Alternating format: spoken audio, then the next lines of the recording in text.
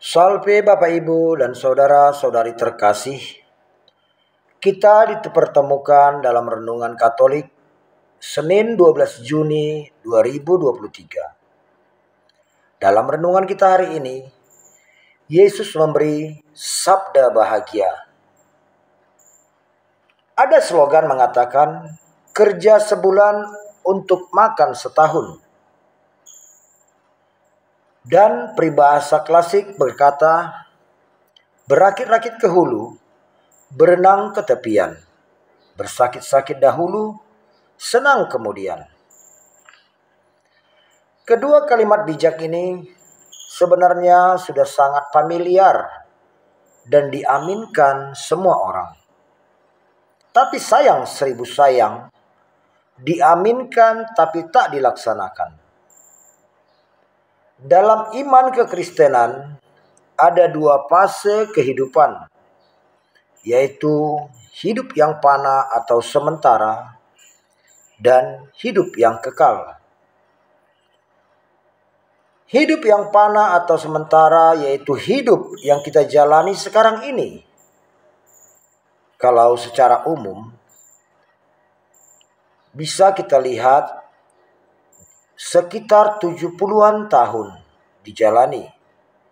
Walau mungkin ada beberapa orang yang menjalaninya lebih dari 70 tahun atau mungkin 100 tahun. Namun itu hanya segelintir. Sedang fase kedua adalah hidup kekal yang dimulai setelah mengakhiri hidup di dunia ini sampai jangka waktu yang tak terhingga atau kekal. Dari kedua fase ini tampak sekali kesenjangan waktunya. Artinya jika kita diminta memilih, ingin bahagia di mana? Di fase pertama atau di fase kedua? Saya yakin kita akan sependapat untuk memilih bahagia di fase yang kedua. Karena apa? Karena waktunya sangat panjang dan tak terbatas. Sedangkan fase pertama bisa dikatakan sangat singkat. Memang kalau bisa bahagia di kedua fase, ya sangat-sangat indah dan menyenangkan. Tapi biasanya godaan dunia dalam meraih kebahagiaan di fase pertama cenderung membuat kita mengorbankan fase kedua itu. Artinya, kebahagiaan yang singkat kita raih dengan mengorbankan peluang kebahagiaan yang panjang, bahkan sangat panjang. Bapak, Ibu, dan saudara-saudara yang terkasih dalam Tuhan, Tuhan Yesus tahu bahwa kita sangat cepat untuk memahami tentang kedua fase kehidupan ini. Tapi sangat sulit untuk percaya dan mengimaninya.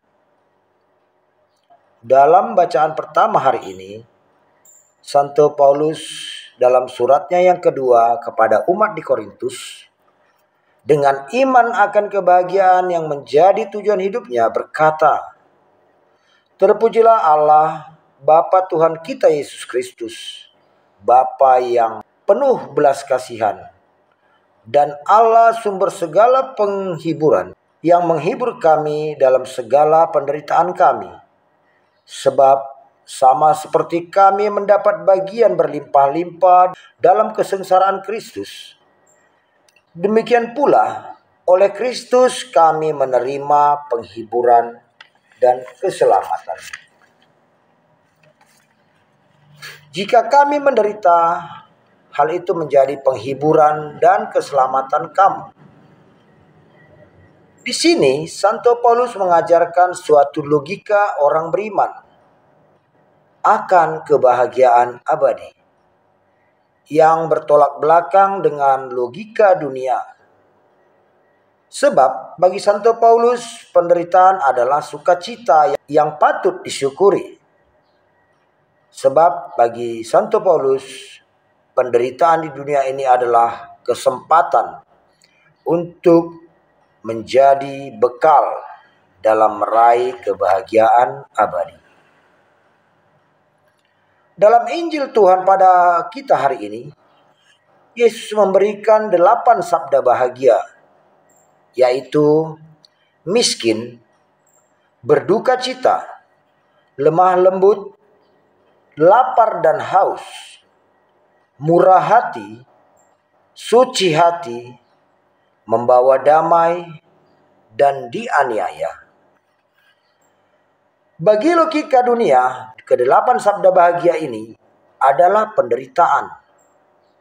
Tapi bagi orang Kristen, orang yang mengimani kebahagiaan abadi, ini adalah kesempatan seperti yang dikatakan oleh Santo Paulus.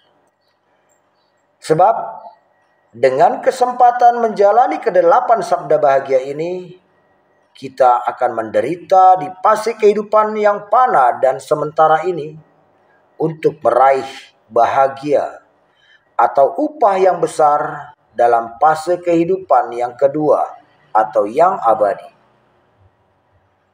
Marilah kita sungguh-sungguh percaya akan kehidupan abadi dan berpengharapan untuk hidup bahagia dalam keabadian. Amin. Tuhan memberkati.